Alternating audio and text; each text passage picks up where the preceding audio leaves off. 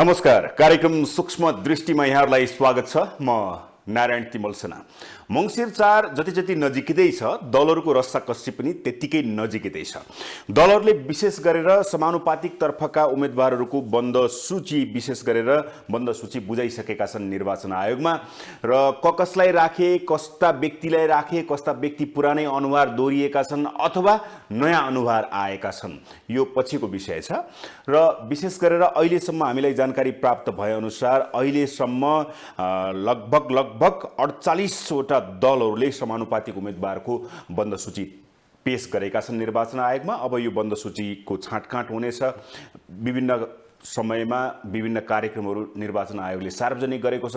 एउटा पाटो यो छ भने मङ्सिर 4 आउँदै गर्दा असोज 1 गते संसद सकियो, कार्यकाल सकियो। संसदको कार्यकाल सकिसकेपछि संसदमा भएका खेलहरू विशेष गरेर नागरिकता विधेयक र प्रधान न्यायाधीशको महाअभियोगको प्रस्तावको विषय अहिले पेचिलो रूपमा बनेर आएको अवस्था छ। संविधान जारी भयो। 72 को संविधानपछि 2074 मा विशेष गरेर अपराध संहिता, फौजदारी संहिता लागू भयो। यो लागू भइसकेपछि अहिले पछिल्लो समयमा विशेष गरेर फौजदारी मुद्दामा, विशेष गरी बलात्कारको मुद्दाले अहिले एउटा प्रश्न उब्जाएको छ। यी तमाम विषयलाई लिएर मङ्सिर 4 लाई जोडेर आज म कुराकानी गर्नेछु। मसँग हुनुहुन्छ लोकतान्त्रिक समाजवादी पार्टीका नेता, निवर्तमान सांसद, पूर्व मन्त्री, संविधान सभा सदस्य, पेशाले पहिला अधिवक्ता पनि हुनुहुन्थ्यो, वा वरिष्ठ अधिवक्ता लक्ष्मणलाल कर्ण यति बेला मसँग हुनुहुन्छ। स्वागत छ सर। आरामै हुनुहुन्छ? ठीक छ। होइन, अफेयरमा अलिक कुरा गर्दाखेरि चाहिँ अलिकता फरक विषय थिए। अब म सुरुमा यो संविधान जारी भइसकेपछि हामीले संविधान दिवस पनि मनाइसक्यौँ, 8औं 7औं भनेर। संविधान, तपाईले एउटा शब्द बोल्नु भएको थियो, संविधानले दिएको अधिकारमा मिसयुज गर्न हुँदैन कसैले पनि। किन मिसयुज भएको छ? दुईटा कुरा हेर्नुस्। एउटा त यो संविधानसँग हामीलाई असहमति छ। अहिले 3 गतेका दिन पनि हामीले विरोध दिवस मनायौँ। रेगुलर 7 वर्ष मनाउँदै आएका छौँ। तर यो मनाउँदै हामीले के भनेका छौँ भने यो संविधानमा केही राइट्सहरू जुन मधेसी, जनजाति, दलित, थारू, इनका यी समुदायका अधिकारहरूलाई जुन राखिएन त्यसलाई राख्नुपर्छ। संघीयता त हामी भन्यौँ यो देशमा आयो, तर संघीयताका कुन मोडलमा लायौँ, के लायौँ, के मान्छेले मागेको थियो, के लायौँ, यो सम्पूर्ण विषयमा हामीले एकचोटि रिभ्यू गर्नुपर्छ। दोस्रो संविधानमा के छ भने 5 वर्ष हामी त्यसले एक्जिक्युट पनि गर्यौँ, यसको कार्यान्वयनमा गयौँ। यसको कार्यकाल पूर्ण रूपमा भयो। पूर्ण रूपबाट हामीले यसलाई कार्यान्वयन गर्दाखेरि यो संविधानलाई जहाँ छोयौँ हामीले त्यही विवाद सुरु भयो। जुन ठाउँमा छोयौँ त्यो सभामुख, उपसभामुखको लागि होस्, प्रधानमन्त्रीको विषयलाई लिएर होस्, अहिले आएर हामीले जुन चर्चा गर्नुभयो महाअभियोगको, त्यस्ता विषय हुन्।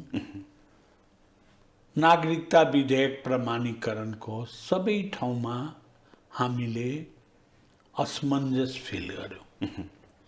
कुनै क्लियरिटी देखिएन। यो संविधान बनाउँदा त तपाईँ पनि हुनुहुन्थ्यो होइन कर्णजी? म यो संविधान बनाउँदा धेरै मेहनत गरे हो। 64 सालमा त प्रत्येक समितिमा छु। सकभर म संयोजक नै छु। धेरैमा 70 सालमा पनि म विवाद उपसमाधान उपसमिति थियो। कस्तो अपुरो संविधान बनाए त? आफैले मन नपर्ने संविधान के बनाए त्यस्तो? मैले त्यही भन्दैछु। विवाद समाधानको संवैधानिक समितिले एउटा उपसमिति बनाएको थियो। संयोगवश त्यसको म संयोजक थिएँ। अहँ, निर्विवाद रूपबाट विवाद समाधान गरेका छौँ। तपाईँलाई थाहा छ यो संविधान कतिजनाले बनाए? बस 7 जना 8 जना मान्छेले बनाए। विवाद समाधानको प्रतिवेदन एकातिर छ, संविधान अर्कोतिर भएको छ। त्यसकारणले संविधान सभाको अन्तिम समयमा जब फाइनल ड्राफ्ट हुँदै थियो, लक्ष्मणलाल कर्ण संविधान सभाबाट रिजाइन गरेर गएको। किन रिजाइन दिए भने जब कुरै तपाईँको नसुन्ने हो भने त त्यहाँ बसेर केही मतलब पनि भएन। एउटा कुरा बताइदिनुहोस् त, संविधान निर्माणका बखत जुन हाम्रो सोच, हाम्रो उद्देश्य जुन थियो संविधान सभाबाट संविधान जारी गर्ने, 72 मा त संविधान जारी भयो। यो संविधान सबैको सहमतिले आयो अथवा कसैको इन्फ्लुएन्समा आयो? एक्चुअल हेर्नुहुन्छ भने बालुवाटारमा सुशील कोइरालाजी हुनुहुन्थ्यो प्रधानमन्त्री। त्यहाँ बार्गेनिङ भयो, कसलाई राष्ट्रपति बनाउने, कसलाई प्रधानमन्त्री बनाउने, र 16 बुँदे त्यहाँ सहमति भयो। त्यो सहमतिले बनायो संविधान। त्यो 16 बुँदेको अगाडि पछाडि मुभ गरेर बनाया संविधान हो। संविधान का डिस्कसन, संविधान का जुन 64 सालमा त्यही सीट बाँडफाँडमै, पद बाँडफाँडमै टुङ्गो लागेको संविधान हो त यो? त्यसो भए बिल्कुल कसैको इन्फ्लुएन्स होइन? इन्फ्लुएन्स भने त नेताहरूको इन्फ्लुएन्स हो। नेताहरूले होइन, कहीँ कतैबाट प्रेसर होइन, कहीँबाट प्रेसर भन्ने हो भने त यो देशमा भारतको इन्फ्लुएन्स पर्छ भन्छन् मान्छेहरू। तपाईँलाई त्यस्तो लागेन? किनभने भारतलाई त गाली नै गरे, भारतले संविधान बनाएको मन पराएन भन्ने मान्छे हाम्रै नेताहरू थिए। त्यसकारणले उसको इन्फ्लुएन्स बन्या भने त उसले मन नपराउने कुरा के हुन्थ्यो? मलाई लाग्छ इन्फ्लुएन्स कसैको होइन, पदको इन्फ्लुएन्स, पदको तत्कालीन समयमा। र ठिक छ, एक थोक बने, किनभने नेपाली जनताले संविधान सभाबाट संविधान निर्माण होस् भन्ने एउटा चाहना राखेका थिए। त्यो भयो, सफल भयो, ठिक छ। त्यो 64 सालमा नहुँदाखेरि यो संविधान बन्दैन कि भन्ने पनि थियो एउटा। त्यो च्याप्टर क्लोज भए पनि त तपाईँ आज एउटा कथा लेख्नुहुन्छ भने त्यो कथालाई फेरि तपाईँले पढ्नु भएन भने, रिराइट गर्नु भएन भने तपाईँको सोच कता, विषयवस्तु कता, भाष्य नै मिल्दैन। त्यसकारणले के छ भने आजसम्म जति संविधान बन्या हो त्यो सबै संविधानको रिभ्यू भएछ। जस्तो भारतमा संविधान सभाबाट संविधान बन्यो, फर्स्ट पार्लियामेन्टले त्यसको रिभ्यू गरे। साउथ अफ्रिकामा संविधान बनाए, त्यहाँ कन्स्टिट्युसनल कोड थियो, त्यसको रिभ्यू गरे। के कुराहरू पुगेन त्यो कुरालाई फेरि घर एड्रेस गरे। हामीले यो संविधानलाई यस्तो दस्तावेज भनिदियो, संसारकै उत्कृष्ट संविधान भनिदियो कि त्यसको फुल स्टप कमा पनि छुन चाहेको छैन, उत्कृष्टको पनि संशोधन। त्यसकारण के छ भने यही भर्सन तपाईँको 47 सालको संविधान जारी हुँदाखेरि पनि भनेका थिए संविधानका उत्कृष्ट, विश्वकै उत्कृष्ट। तर त्यो संविधान मर्दाखेरि न रुने मान्छे मैले देखेँ, न मलामी जाने कोही देखेँ। यदि यो संविधानलाई रिभ्यू नगर्ने हो, यसै किसिमबाट जबरदस्ती चलाउने हो भने मलाई लाग्छ भोलि यसको मलामी जाने कोही फेला पर्दैन। 47 जस्तै हुन सक्छ भन्न खोज्नु। हुन सक्छ। यो 72 को संविधान, 72 को संविधान मैले किन भने जसले संविधान बनायो उसले अहिले बडो यसको आलोचना गरिराखेको छ। संघीयता त अफाप भो भन्छ, धर्मनिरपेक्षता अफाप भो भन्छ, विभिन्न गणतन्त्र पनि कोही भन्दैछ अफाप हो। संविधानको मूल मुद्दामै प्रश्न चिन्ह प्रश्न चिन्ह खडा छ भने यस्तो प्रश्न चिन्ह खडा गर्दाको अवस्थामा एउटा हामी मात्रै छौँ संविधान जलाउने मान्छे, जले यसलाई टिकाउँ, केही प्राप्ति त भयो। हामीले पायौँ, एउटा गणतन्त्र पायौँ, सङ्घीयता पायौँ, धेरै दिनको जनताहरूको इच्छा थिए मधेसी जनजातिहरूको। त्यसकारणले यसलाई संशोधन गरिकन टिकाउँ बनाऊ भन्ने हाम्रो एउटा धारणा छ। यसलाई बचाऊ भनिकन हामी बरु भन्दैछौँ भने अरूले यसलाई फाल्ने कोसिस गर्छ। संशोधन कहाँनिर गर्ने? हामी अब 5 वर्ष गऱ्यौँ, यसको कार्यान्वयन त गऱ्यौँ। संघीयतामा गर्ने, धर्मनिरपेक्षतामा गर्ने, होइन, केमा गर्ने? संघीयताको राइट्सलाई गर्ने नि त। संघीयताको यो मोडल संसारमा कहीँ छ? यो संघीयता बनाउनु सट्टा त जिल्ला विकास समिति नै थियो, त्यसैले काम गरिरहेको थियो। त्यसैले काम गरिरहेको थिए। यहाँबाट अनुदान जान्थ्यो, जुन अनुदान अहिले गइराखेको छ त्यो अनुदानमा उसले विकास गरिराखेका थिए। संघीयताको मूल अर्थ नै के हुन्छ भने आफ्नो ठाउँमा आफ्नो शासन, सङ्घमा साझा शासन, शक्तिको विकेन्द्रीकरण भन्ने कुरा आउँछ होइन? शक्तिको विकेन्द्रीकरण निश्चित रूपबाट हो आफ्नो ठाउँमा। किनभने त्यसकारण सुरुमा निर्माण तपाईँहरूले यहाँ होल्ड गरिदिने हाँ। अनि शक्ति नै नदिने भनेपछि त पङ्गु गराइदिएर यो संघीयता के काम त त्यसो भयो? त्यो प्रश्न त आज उठिया छ। हामीले होल्ड गराएको होइन। कसले त त्यसो भयो? हामीले होल्ड गराएको भए त केन्द्रबाट तपाईँहरूले होल्ड गरिदिने, प्रदेशमा त छँदै छैन। होइन, प्रदेशले त माग्या छ समय समयमा। त्यसो भए तपाईँको बुझाइमा संविधान लेख्दै गर्दा र अहिलेको कार्यान्वयनमा आउँदै गर्दा, संविधान यति 72 पछिको कार्यान्वयनमा आउँदै गर्दाखेरि संघीयता यो देशका लागि उपयुक्त छ या छैन? बिल्कुल उपयुक्त छ। यो देशलाई युनाइटेड गर्ने हो, यो देश सबैको देश बनाउने हो भने संघीयता नितान्त आवश्यक हो। जहाँ संघीयता बलियो छ संसारमै त्यो देश युनाइटेड भएर बसेको छ। जहाँ संघीयता कमजोर भएछ, पावर सेन्ट्रल राख्ने, संघीयता दिने, त्यो देश टुटिया छ। उदाहरण भन्छु, रसा चेकोस्लोभाकिया, अहँ, छेउमै हाम्रो बङ्गलादेश र पाकिस्तान। एउटै धर्म थियो, एउटै जात थियो, तर पनि टुक्रियो। कारण के भने प्रदेश त दिए, राइट दिएन। सम्पूर्ण राइट पश्चिम पाकिस्तानले राख्यो। आयो केही समय भनेपछि नेपालको कन्टेन्ट पनि हामीले हेर्दाखेरि यही अवस्था हो भने भोलि संविधान, तपाईँले मलामीको कुरा गर्नुभयो नि, हजुर हजुर, राइट्स त दिनु पर्यो नि। हजुर, राइट्स छैन। तपाईँ हेर्नुहोस् न, एउटा साधारण कुरो म भन्छु, धेरै टिपमा समय पनि छैन होला। संविधानमा प्रदेशलाई 2टा राइट हामीले दिएका छौँ। स्थानीय तहको कर्मचारी भर्ना गर्ने सम्म राइट उसलाई दिएका छौँ। प्रदेशको प्रहरी प्रशासन अब्सोल्युट राइट भित्र राखेको छ। अब्सोल्युट राइट त्यो केन्द्रमा छैन।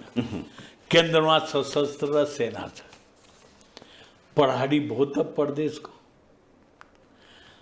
त्यसका चिफको नियुक्ति सङ्घले गर्छ, त्यसका सारा एपोइन्टमेन्ट यहाँबाट गर्छ। जुन कल्पना गरेका थिएन सिडिओको, जिल्लाको कल्पना यो संविधानले कहीँ पनि गरेका छैन। त सिडिओ बनाइकन त्यहाँ सारा पावर उसलाई दिएछ। भन्दाखेरि त जब एडमिनिस्ट्रेटिभ पावर नै प्रदेशको जिम्मामा हुँदैन, क्रिमिनल अथोरिटी उसको जिम्मामा हुँदैन, अनि उसले गर्ने के? त्यस कहाँ अपराध हो भने कहाँ जाने? सङ्घले हेर्ने भने हेर्ने, नहेर्ने भने नहेर्ने। उसले पुलिसलाई समात भने त पुलिस समात्ने त होइन, उसको पुलिस होइन। सङ्घले भन्यो भने मात्रै सङ्घले भन्यो भने मात्रै समात्छ भन्दाखेरि अहिलेसम्म मुद्दा पनि पढेको छ यो विषयमा। लोक सेवा आयोग कसको रहने संविधानमा भने प्रदेशमा पनि रहन्छ भने त दिया छ, एपोइन्टमेन्ट गर्न सकेका छैन। ठिक छ, संविधानलाई अलिक टाढातिर लैजाउँ। हजुर। अब संविधानलाई कार्यान्वयन गर्ने पाटो 74-72 पछि 74 को निर्वाचन लगभग हाम्रो 5 वर्ष कार्यकाल लगभग सकिएको अवस्था छ। तपाईँ पनि सांसद त हुनुभयो, विभिन्न समितिमा रहेर काम पनि गर्नुभयो। असोज 1 गतेदेखि यसको कार्यकाल सकिएको अवस्था छ। अब संसद बिउतदैन, अब सकिएको हो। यो कसले जवाब दिने? मैले त्यो अब मान्छे नै फेला पारेको छैन। किनकि तपाईँ कानुनको विद्यार्थी पनि हो, मैले त्यही भएर यो प्रश्न म सोधेँ। कानुनको विद्यार्थी भएर संविधानै बुझ्न सकेको छैन। तपाईँ हेर्नुहोस्, राष्ट्रपतिजीले यो अधिवेशन समाप्ति भन्नुभयो। अधिवेशन समाप्ति भन्नुभयो। संसद समाप्ति त भन्नुभएको छैन। तर एक्जिक्युसनमा हेर्ने हो भने कुनै समिति, अहिले त समितिहरू त काम गर्नु पर्थ्यो नि। अधिवेशन समाप्त भए पनि त समिति त समाप्त हुँदैन। फेरि कस्तो रहेछ भने संविधानले भने 5 वर्ष यसको अवधि हुन्छ, किटानी बिना हिचक। सर्वोच्च अदालतले 2 चोटि फैसला गरे 5 वर्षभन्दा कम गर्नु हुँदैन। यति टाइम हो। सरकार भएसम्म संसद विघटन गर्न मिल्दैन भन्दाखेरि यसको अवधि त 5 वर्ष हो। अब अवधि कहिलेदेखि गणना गर्ने भन्नेमा फागुन गर्ने कि मङ्सिर गर्ने, यो तपाईँको मलाई लाग्छ कुनै ज्योतिष बसाल्नु पर्ला, कानुनविद कामै लाग्दैन। त्यो पनि भनिदिनुपर्छ, लाज नमानिकन भन्नुपर्छ कुनै अथोरिटीले। त्यसो भए यो संसदको अधिवेशन अन्त्य हो कि संसद अन्त्य हो? राष्ट्रपतिजीको सन्देशमा त त्यही आयो। अधिवेशन सरकारले गरेको सिफारिस बमोजिम यो संसदको अधिवेशन अन्त गरेका छ। सभामुखले यो बैठक स्थगित गरेका छ भन्नुभएको छ। सभामुखले पनि यो बैठक समाप्त भयो, अब यो अधिवेशन समाप्त भयो, यो संसद समाप्त भयो बोल्नु भएन। के मान्ने त कसको कुरा मान? तपाईँहरू त समितिमा हुनुहुन्छ, काम भएको छ कि छैन? 1 गतेपछि 1 गतेपछि मलाई लाग्छ 1 गते बेलुकीसम्म काम भएको मैले देखेको छु। तो राति 8 बजे 9 बजेसम्म ज्वलन्त शमशेरको महाभियोग सम्बन्धमा पक्ष र विपक्षको काम भएछ प्रतिवेदनमा। त्यसपछि अहिले कुनै काम भएको छैन, सबै स्टप छ। त्यसो भए सबै स्टप छ भनेपछि संसद सकिएको हो कि अधिवेशन सकिएको?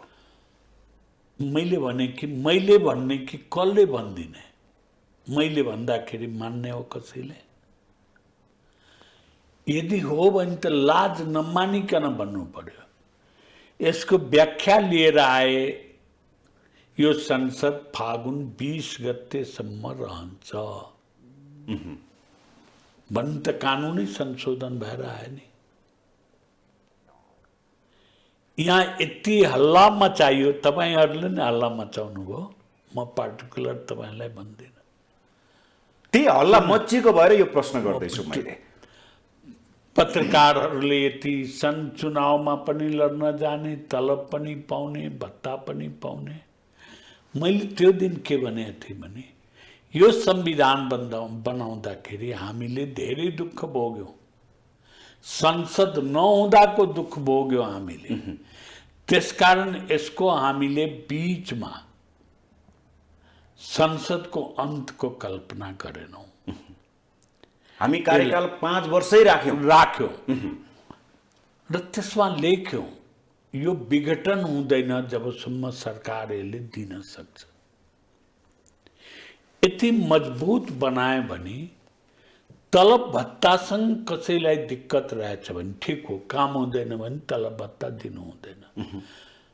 तर भोलि कुनै यो देशमा अप्ठ्यारो आयो भने कसले निर्णय गर्ने, कसले गरिदिने निर्णय? सरकार पनि काम चलाउँछ। सरकारले त अब केही बोल्नै सकेका छैन, राष्ट्रपतिले केही मान्नै सकेका छैन। भोलि भनौँ न कथम कदाचित चुनाव मङ्सिर 4 गतेमा अप्ठ्यारो आइहाले, कथम वा कदाचित केही भो भने त्यस्तो बेलामा संसदले नै बोल्न सक्छ, गर्न सक्छ। यो संविधानमा फेरि एमेन्डमेन्ट गर्ने हो भने त अरूको राइट त छैन, संसदले गर्छ। यस्तो अवस्थामा संसदलाई कौमामा राख्न मिल्छ? मैले शब्द भने कौमा, यो मर्या हो कि जिन्दा हो कसैलाई थाहै छैन। कसैले मरे भन्छ, कसैले कहाँ मर्या छ भन्छ। अब तपाईँको भाषामा त मरिसकेका छैन, घिटी घिटी चाहिँ छ भन्ने जस्तो आयो। कौमा भन्छु म, सेन्स छैन। ओके, अब यसको फैसला गर्छ निर्वाचन आयोगले।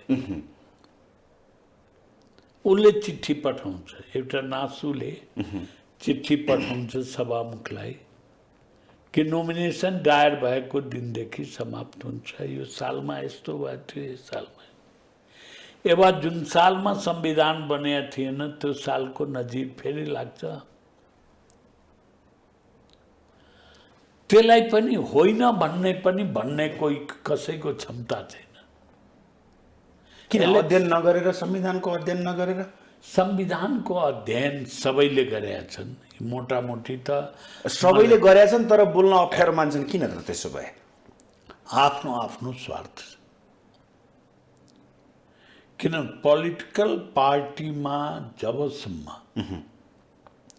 सबै विषयमा एकमत हुनुपर्छ भन्ने म भन्दिनँ, अनि विभिन्न पोलिटिकल पार्टीको जरुरतै पर्दैन। गठबन्धनको सिजन आइराखेको रहेछ। के हो गठबन्धन? जीवन तपाईँले बिताइकन एउटा पार्टीको चिन्हको प्रचार गर्नुभयो, अहिले आएर भोट अर्को पार्टीमा हार्नुहुन्छ। कहीँ छ यो दुनियाँमा? भयो त, अब हुँदैछ त। बहुदलीय व्यवस्थाबाट हामीले यो देश सञ्चालन गर्छौँ भन्ने कुरा लेखेपछि त जित हार हुन्छ, पार्टी ठुलो हुन्छ, सानो हुन्छ, बहुदलीय प्रतिस्पर्धामा जानुपर्ने हो। अब यो त के भयो भने ठिक छ, खैर छ। एकातिर हामीले बसको सिन्डिकेट गर्नु हुँदैन भनेका छौँ, ट्रकको सिन्डिकेट, अर्को पार्टीको सिन्डिकेट चल्ने त भएको त त्यही छ। अब त्यसो भए संसद कोमामा छ। संसदले 1 गते राति 8-9 बजेसम्म महाभियोगको कुरा चाहिँ चलिराखेका थियो भन्नुभयो होइन? त्यसपछि चाहिँ ठप स्टप छ। साँच्चै यो प्रधान न्यायाधीशको कुरा अलिक नबुझेको। संविधानमा लेखिएको छ 2/3ले पास गर्नुपर्छ महाभियोगको प्रस्ताव, प्रतिवेदन पनि बुझाइएको अवस्था छ। सरकारले पठाउन हुँदैन, सर्वोच्च पठाउन हुँदैन भनेको छ, नजरबन्दमा राखे जस्तो गरेको छ। यो हामी आङ सान सुकीलाई नजरबन्दमा राख्यो भनेर सुनिराखेका थियौँ। अहिले अब निलम्बित भन्ने कि निलम्बित नभएका प्रधान न्यायाधीश भन्ने उहाँलाई राखेको अवस्था छ। यो परिवेश के हो? यो प्रधान न्यायाधीशको कुरा के हो? फेरि फर्केर संविधानतिर जानुहोस्, महाभियोगको च्याप्टर पढ्नु होला। म हेरेछु, हेरेर बुझिँदैन, मैले भनेपछि फेरि बुझ्नुहुन्छ। मैले पनि पढेको थिएँ 10 चोटि, तर बुझेको थिइनँ। एकजना आएर मलाई भनेपछि बुझेँ। अरूको महाभियोगको प्रस्ताव गर्दाखेरि 7 दिनभित्र स्टार्ट गर्नुपर्छ, कमिटी बनाइकन। महाभियोग लागिसकेपछि, निवेदन दर्ता गराइसकेपछि 7 दिनभित्र। प्रधान न्यायाधीशलाई के लेख्यो भने 7 दिनपछि। त्यस्तो पनि हुन्छ। 7 दिनपछि भन्दाखेरि अब लेख्नेले जे लेख्यो म भन्दिनँ, यस कारण रिभ्यूको चर्चा गर। 7 दिनपछि भन्दाखेरि त 8 दिन होला, 9 दिन होला, 10 दिन होला, कि 7 दिनपछि 3 महिना हुन्छ। 3 महिनासम्म त्यो प्रस्तावमा कुनै एक्सन भएन। त्यसपछि विशेष समिति पनि बन्यो जसले कारबाही गर्छ। समितिको कार्य पनि स्टार्ट भएन। इलेक्सन डिक्लेयर भइसकेपछि त्यो समितिको कार्य स्टार्ट भयो। समितिको अवधि 3 महिना भनेको छ। 3 महिनामा प्रतिवेदन दिने। तर मैले भने नि 8 बजे राति आइकन प्रतिवेदन। त्यसो भए यो प्रधान न्यायाधीशको विषय अब के हुन्छ त? कानुन त के हुन्छ?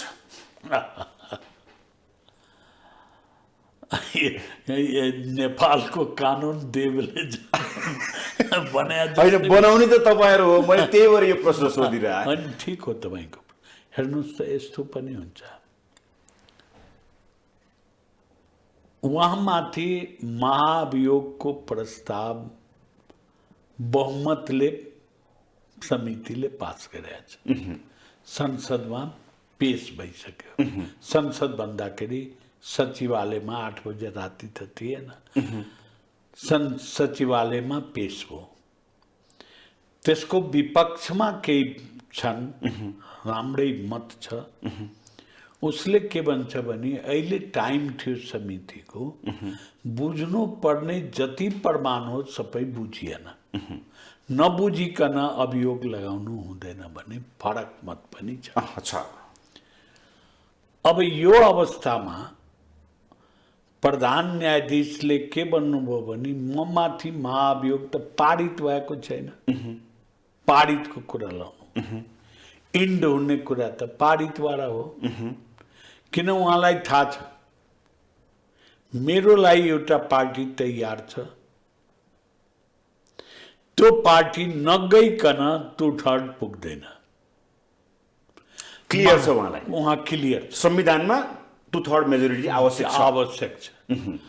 अर्को जसले लिएर आए महाभियोगको प्रस्ताव, उसलाई पनि थाहा छ कि 2/3 पुग्दैन। किन हो यिनलाई अब रोक दिने? त्यसको लागि महाअभियोगलाई दिए। महाअभियोगमा निलम्बनको कुरा राखेको छ, निलम्बन गरेर थन्काइदियो। निलम्बन गरिसकेपछि कारवाही स्टार्ट हुनुपर्छ। संवैधानिक तौरबाट भन्ने हो भने इमिडिएट कारवाही स्टार्ट हुनुपर्छ। संसद कोमामा गयो तपाईँको भाषामा। अब संसदमा यो विषय त्यत्तिकै रह्यो। 2/3 मेजोरिटी पुग्दैन, 2/3 पुग्दैन। अब यो अर्को संसदमा जान्छ कि कन्टिन्युटी हुन्छ कि के हुन्छ? अब मैले दुईटै कुरा सुनिराखेको छु आफ्नै एमपीजहरूबाट। जसले एगेन्स्टमा मत दिया छन् त्यहाँ उसले जाँदैन भन्छ, जसले फरमा दिया छ उसले जान्छ भन्छ। मैले नियमावली पढ्दाखेरि एउटा अधिवेशनमा पढेका प्रस्तावहरू, यो पनि प्रस्ताव अन्तर्गतै आउँछ, नाम जेसुकै होस्, बिल प्रस्तुत हुन्छ, प्रस्तावकै रूपबाट पेश हुन्छ। अर्को संसदमा जाँदैन, अर्को अधिवेशनमा जाँदैन। अदालतमा एउटा मुद्दा आइसकेपछि त्यो मुद्दा एउटा न्यायाधीशले हेरिरहेको मुद्दा चाहिँ अर्को न्यायाधीश नआउँदासम्म त्यो मुद्दालाई अब अर्को न्यायाधीश आयो यो मुद्दा थाँती राखौँ भन्ने हुन्छ र भने यो के भन्नु भने सबै कुरा सबैमा लागू हुन्छ भने मैले खाना बसेको थिएँ, थाल लिएर गयो, अब 10 मिनट पछि म फेरि भएँ, म किन खान पाउँदिनँ भन्ने प्रश्न र यो प्रश्न, यो फैसला होइन, यो प्रस्ताव हो, संसद भित्रको प्रस्ताव। संसद भित्रको प्रस्ताव कसरी एक्जिक्युसन हुन्छ भने त संसद सम्बन्धी कुनै कानुन अलगबाट छैन। संघीय संसद सञ्चालन गर्ने कानुन त छैन।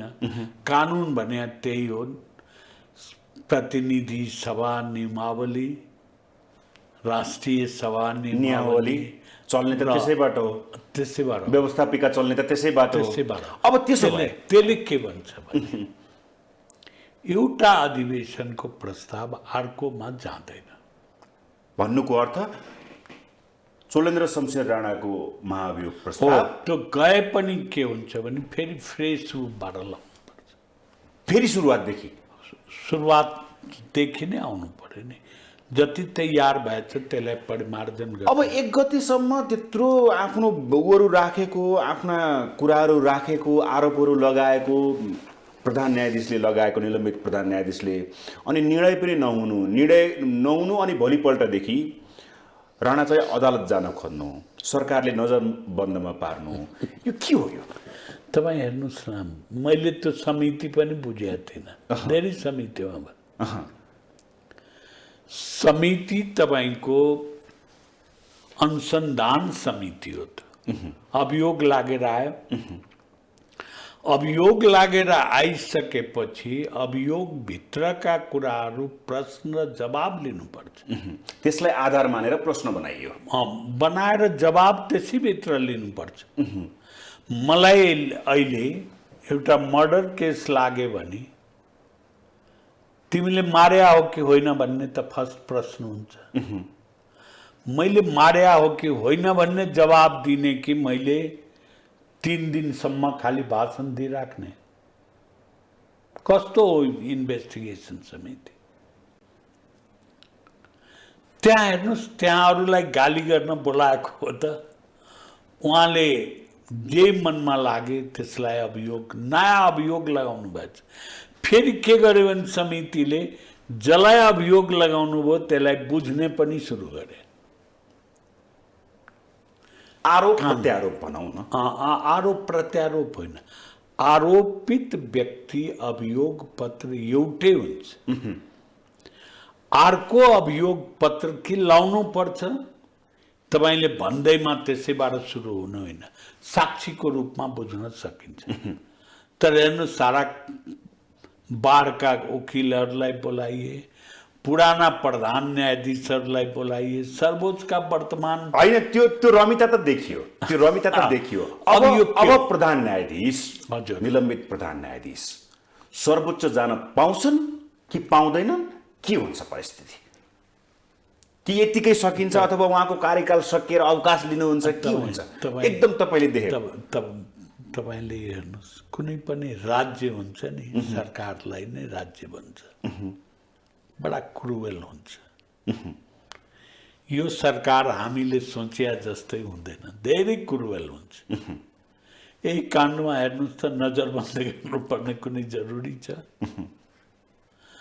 के जरुरी छ? नजरबन्द पनि गर्ने हो भने कानुन बमोजिमको आदेश जारी गर्नुपर्छ नि।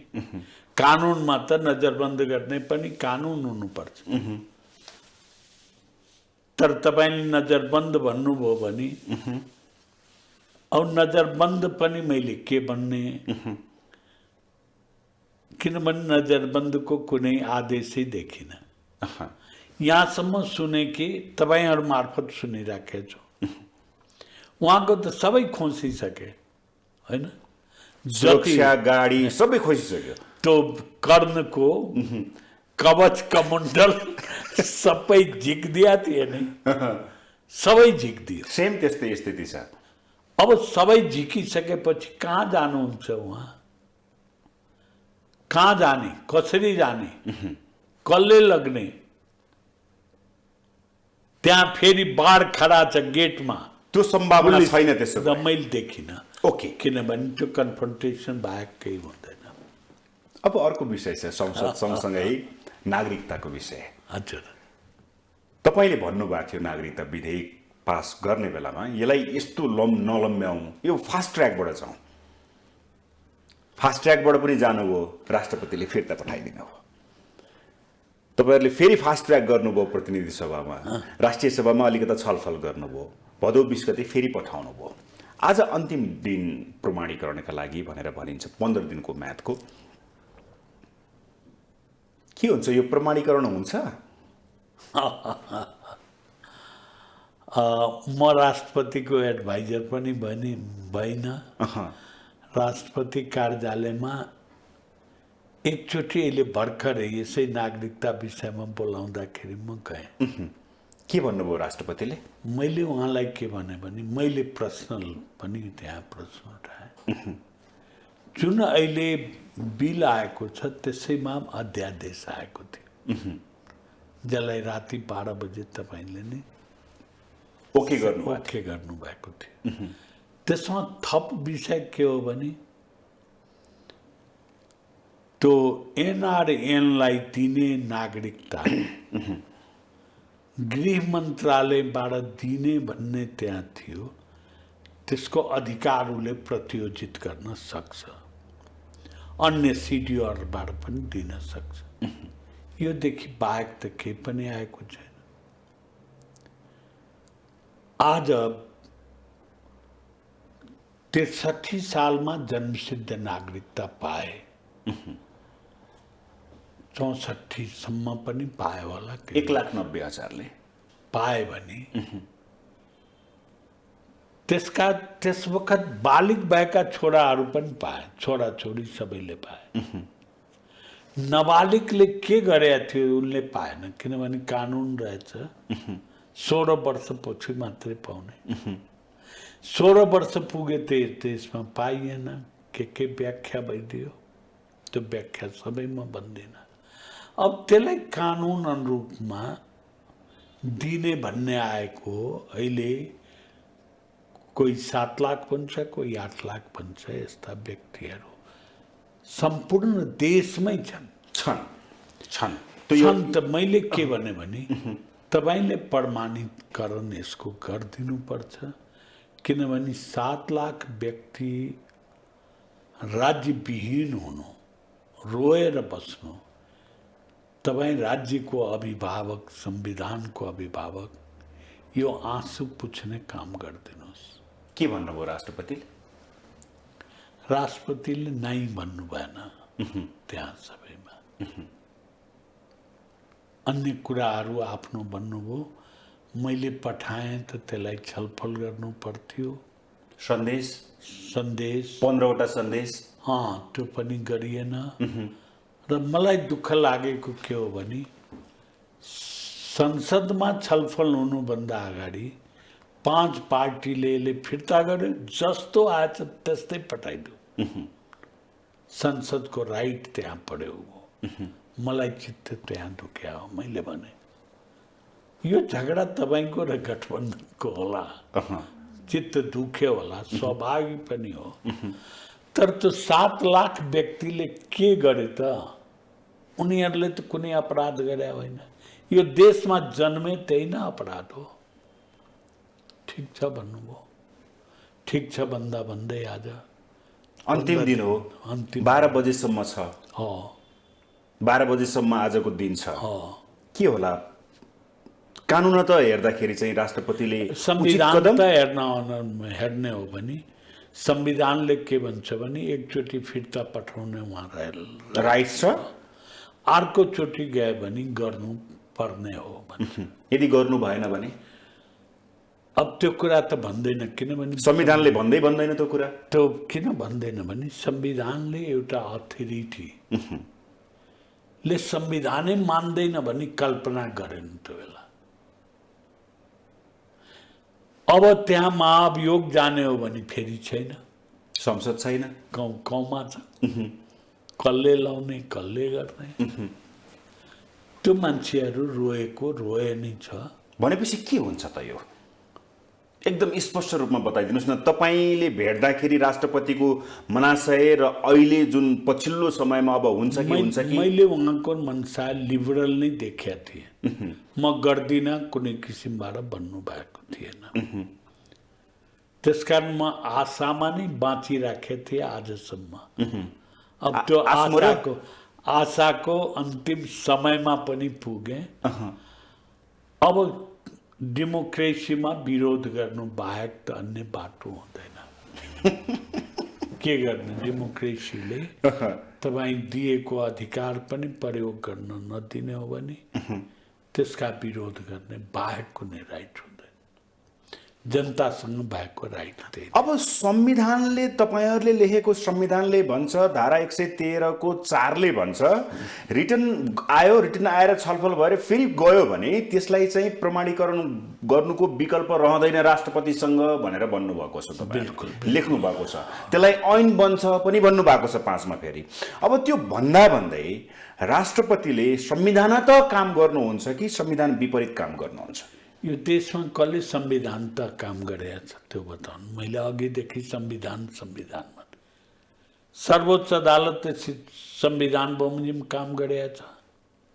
फन्डामेन्टल राइटमा हामीले लेख्यौँ। त्यसो भए के गर्न पाउनुहुन्छ? प्रमाणीकरण गर त भनेर संविधानले त भन्यो, राष्ट्रपतिले मान्नु भएन। हजुर, अब उहाँसँग के राइट छ त? त्यसो भए उहाँसँग कुनै राइट छैन। उहाँले त्यसलाई बास्केटमा हालेर राख्नुहुन्छ।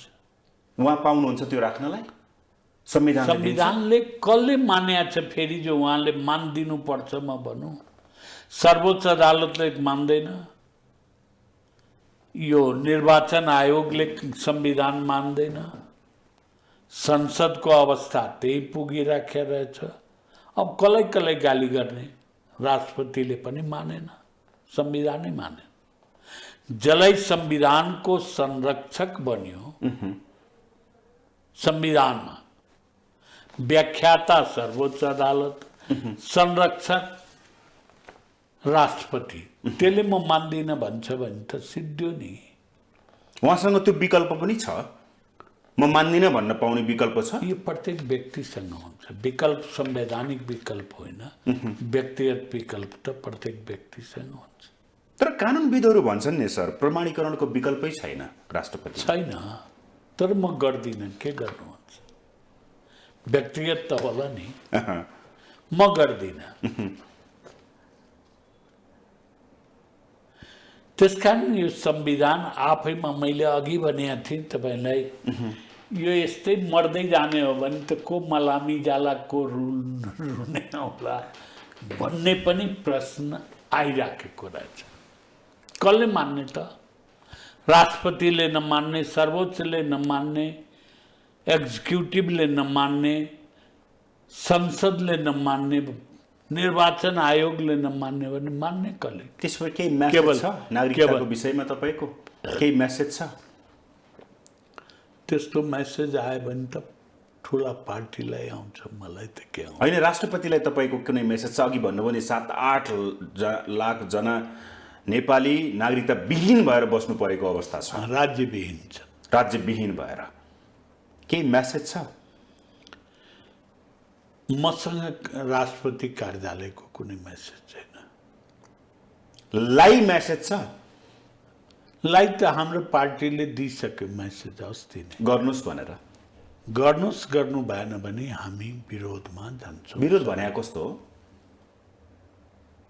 निर्वाचन नजिकै छ, त्यसले कुनै नोक्सान गर्दैन विरोधले। कस्तो खालको विरोध हुन्छ?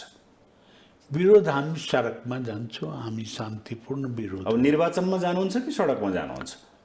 निर्वाचनमा पनि त्यही कुरा भन्ने हो, त्यही कुरा नै भन्ने हो।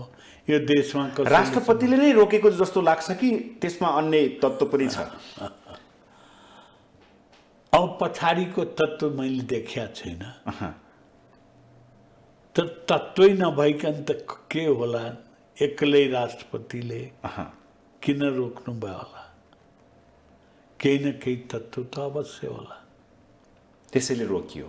रोक्यो। पास हुने सम्भावनै छैन, प्रमाणीकरण हुने सम्भावना छैन। ओके, अब मङ्सिर 4 को कुरा गरौँ सर। मङ्सिर 4 को कुरा गर्दाखेरि गठबन्धन, अब तपाईँहरू गठबन्धनमा जाने, सरकारमा जाने, तपाईँका मुद्दाहरू सम्बोधन भए, नागरिकता विधेयक पास हुन लाग्यो, हात्ती आयो फुस्सा बनाइदिएको अवस्था छ। अब तपाईँहरू कसरी अगाडि बढ्दै हुनुहुन्छ निर्वाचनका लागि? निर्वाचनमा यो सम्पूर्ण मुद्दा लिएर हामी जान्छौँ। संघीयताको जन्मदाता नै हामी हौँ। 47 सालमा सद्भावना पार्टी बन्दा संघीयताको कल्पना गर्ने पार्टी नेपाल सद्भावना पार्टी नेपाल नै हो। त्यो बेला हामीलाई गाली गरे, देशतरुवा पनि भने, विखण्डनकारी पनि भने। लाग्न त के आयो के आयो आरोप आखिर कुनै रूपमा अहँ, त सङ्घीयता आयो। कमजोरले, बहिष्कृतले, शोषितले आन्दोलन बाहेक अन्य विकल्प उसँग हुँदैन। पावर सेन्टरले जे पनि गर्छ। राज्य क्रूर हुन्छ भन्नुभयो नि तपाईँले अघि। मैले देखेँ 6 महिनाको आन्दोलनमा देखेँ। अहँ, हामीले जे सोच्छौँ त्यो अनुसारको राज्य हुँदैन। राज्य हुँदैन। मैले एउटा त आफ्नै अफिसमा बसेको थिएँ। अहँ, नारायणी ल चेम्बर मेरो छ त्यहाँ। अहँ, हुन त प्र्याक्टिस छोडिसकेका थिएँ, तर अफिस भएको कारणबाट बसेँ चिया खान। एकजना केटो भागिराखेको थियो, अहँ, इन्जिनियरिङको विद्यार्थी। भागिराख्या व्यक्तिलाई गोली हान्यो। जबकि वैदिक कालदेखि आजसम्मको युद्धको नियम हेर्ने हो भने भाग्ने माथि गोली प्रहार गर्नु हुँदैन भन्छ नि। अहँ, युद्धको नियमै त्यही छ। निहत्थामाथि गोली प्रहार गर्नु हुँदैन। यो नियम त्यो बेला जहाँ कानुन थिएन, संविधान थिएन, त्यो बेला पनि हुन्थ्यो भने यहाँ संविधान कानुन सबै हुँदाखेरि पनि भागिराख्यो विद्यार्थीलाई पिठीमा हान्यो, त्यही लडे मरे। यस्ता कतिपय घटनाहरू छ। त्यसकारण मैले भने कि राज्य त क्रूर हुन्छ र अहिले पनि जति हेरिराख्नु भएको छ संवेदनशीलताको कुनै काम देखेका छैन मैले, क्रूरताको काम देखिराखेको छ। भनेपछि मङ्सिर 4 तपाईँहरूको लागि के हो? फलामको चिउरा, दही चिउरा कि परिस्थिति जटिल छ? हामी कुनै परिस्थिति आए पनि हामी त्यसलाई फेस गर्छौँ। तपाईँहरू सिङ्गल जाने हो? अहिले हामीले वार्ता स्टार्ट गरेका छौँ कोसँग एमालेसँग। एमालेसँग बल्ल लास्टमा आएर लास्टमा आएर अब त्यो कतिसम्म मिल्छ मिल्दैन आफ्नो ठाउँमा हो। मिल्ने सम्भावना कति छ? सम्भावनाको त राजनीतिमा केही भन्न सक्दैन। यता गठबन्धनसँग पनि हुनसक्छ। गठबन्धनमा अहिले हामी छोडिदिनु भयो? छोडिदियो, कुरै गरेका छैनौँ। अब एमालेसँग चाहिँ कुरा गरिराख्नु कुरा गरिराखेको छ। कति सिट माग्नु भएको छ? हामीले माग्ने र उसले दिने भन्ने प्रश्न छैन। अहिले टेबलमा बसिकन कुरा गरौँ भनेका छौँ। उहाँहरू ठिक छ, तयार हुनुभएको छ। उताबाट विष्णु पौडेल र हामी तर्फबाट सर्वेन्द्रनाथ शुक्ला 2 जनाको नाम गएछ। यो बिचमा समानुपातिक लिस्टले गर्दाखेरि सबैजना बेचैन भए नेताहरू र शुक्लाजी अलिकति बिरामी पनि हुनुभयो। मलाई लाग्छ अब दुइटै समानुपातिक लिस्ट पनि पार्टीहरूको गइसक्यो। उहाँ पनि निको भइराख्नु भएको छ। अब वार्ता हुन्छ, 2-4 दिनमा सिद्धिन्छ भनेको कसरी सिद्धिन्छ? त्यो त भाग बन्नमै सिद्धिने होला। तपाईँहरूले केही सिट त माग्नुहुन्छ होला। त के हो भने सहकार्य हो। यो कुनै पार्टी मिलन होइन, पार्टीको एजेन्डा मिलाउने होइन। तपाईँले भने एकले अर्काको अस्तित्व स्वीकार्ने स्थिति छ त? त्यही सिटमा बाँडफाँड गर्ने हो। सिटमा बाँडफाँड गर्दाखेरि मलाई तिमीले मद्दत गर, तिमीलाई म गर्छु। योदेखि बाहेकहरू केही छैन। गठबन्धन हुँदै गर्दा तपाईँहरूले अब विशेष गरेर मधेसको पर्साकै कुरा गरौँ, गाह्रो छ होला कर्णजी? होइन, प्रत्येक विद्यार्थी जति पढे पनि परीक्षा गाह्रै हुन्छ। तर परीक्षा छोडेर विद्यार्थीहरू अलग हुँदैन। राजनीतिक पार्टीको लागि निर्वाचन पनि एउटा परीक्षा हो। तर परीक्षामा सबै विद्यार्थीले डिस्टिङसन पनि ल्याउँदैनन्। परीक्षामा सबै विद्यार्थी फेल भएका पनि उदाहरण छन्। स्थिति के होला? हामीले अहिलेसम्म राम्रै अवस्था कल्पना गरेका छौँ। जनतामा गइराखेका छौँ, घुमिराखेका छौँ।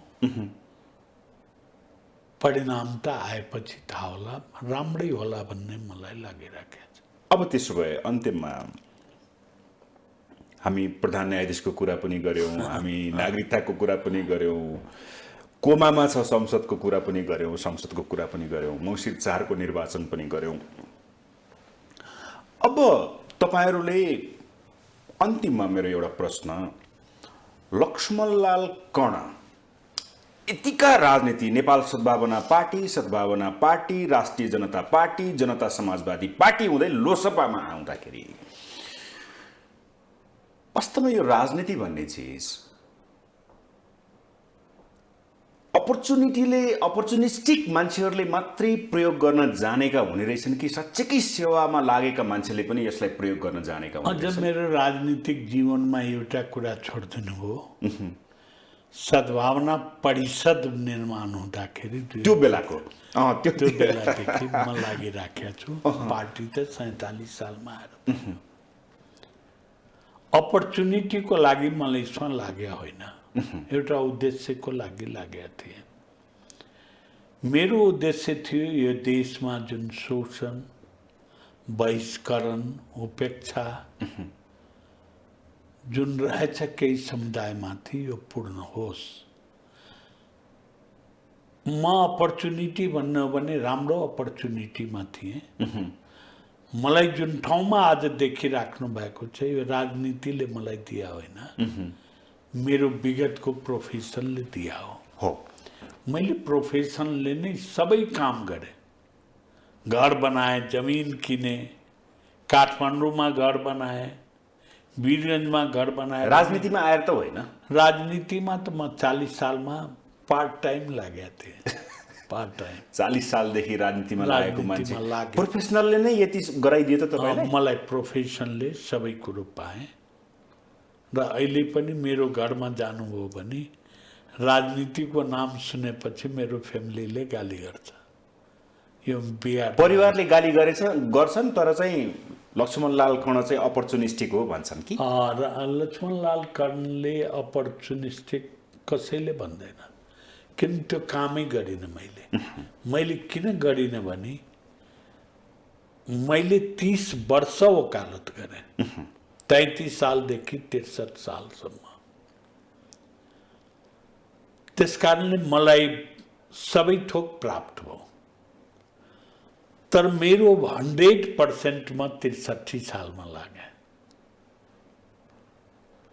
100% पोलिटिक्समा लागे। 63 देखि लाग्यो। त्योभन्दा अगाडि त पार्ट टाइमर थिएँ, प्रोफेसन गर्ने। के बुझ्नुभयो सर यो 63 देखि तपाईँ जसरी आफ्नो प्रोफेसनलाई छोडेर यतातिरको जुन लाग्नुभयो राजनीतिमा, के रहेछ राजनीति भनेको? राजनीति भने मलाई कुनै खराब लागेन। राजनीति प्रोडक्ट हो, जनताबाट नै नेता बन्छ, कहीँ बाहिरबाट आउँदैन। एउटा शब्द छ नि, इट्स माइन्ड गेम भन्छन् नि। माइन्ड गेम गर्नु त हुन्छ, तर यो त्यति सजिलो गेम होइन नि। गऱ्यो नि, गेम गऱ्यो हामीले, अनि त्यो देशमा एउटा पार्टीको रूपमा आयौँ हामीले।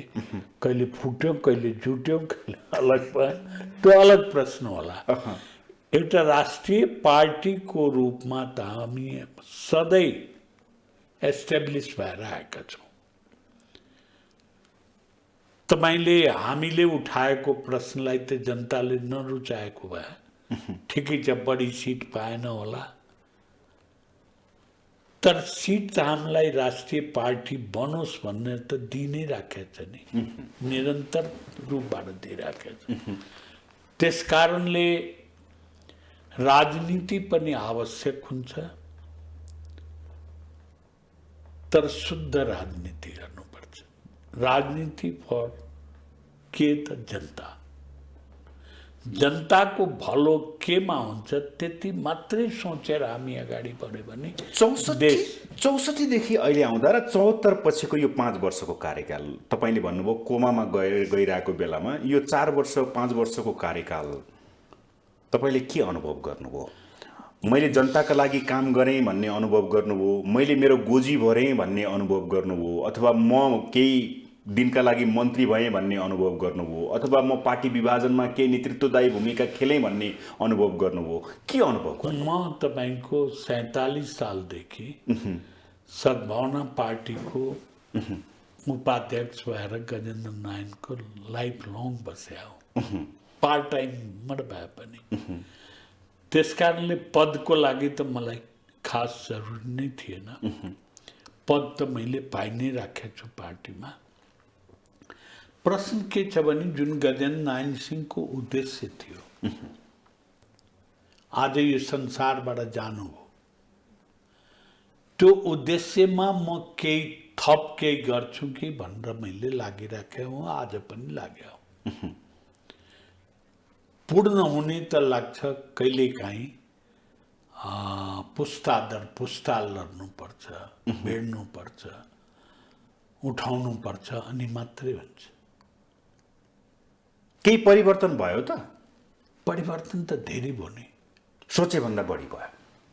सोचेभन्दा बढी त भएन, सोचेभन्दा त पुगेन, तर आयो नि संघीयता, सन्तुष्ट हुने खालको परिवर्तन आयो, परिवर्तन आयो। हामी आरक्षण भन्थ्यौँ, अहिले समावेशिता आयो, आएको हो नि। भाषाको पहिचान आयो, नभए यो देशमा त कहाँ संसदमा जान पाइन्थ्यो, थियो दौरा सुरुवाल टोपी नलगाएर स्वीकार्नै नसक्ने स्थिति थियो, स्वीकारै नसक्ने थियो। त यो परिवर्तन भएको हो। सन्तोषै नगर्ने त होइन, सन्तोषजनक भए पनि अझ हामीले कल्पना गरे सम्पूर्ण काम भएको छैन। धेरै धेरै धन्यवाद छ सर। ल, धन्यवाद। उहाँ हुनुहुन्थ्यो लोकतान्त्रिक समाजवादी पार्टीका नेता, निवर्तमान सांसद, पूर्व मन्त्री, संविधान सभा सदस्य, वरिष्ठ अधिवक्ता लक्ष्मणलाल कर्ण। हवस् त, आजको लागि कार्यक्रम सूक्ष्म दृष्टि यति नै। सम्पूर्ण टिमसहित मलाई पनि आज्ञा दिनुहोस्। नमस्ते।